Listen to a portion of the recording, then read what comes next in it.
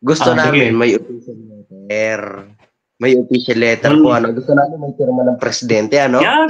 Sa Maria. Kung talagang, para pag natalo kayo, talo talaga kayo. Kasi may letter na katunayan na kayo yung naghamon, hindi kami. Yun po, Brodenman. Eto, nananawagan ako. President Ryan Mihiliano, Vice President Wendell Talibong, Theological Advisor Father Fran Villegas, at Father Abby Arganyosa. Subaybayan ninyo ang batang ito, si Jared Almasura. Nakikipagdebate ng walang permiso sa Catholic Faith Defenders. Yan po ay labag sa Constitution and bylaws. Walang permit, walang mailabas na letter na katunayan.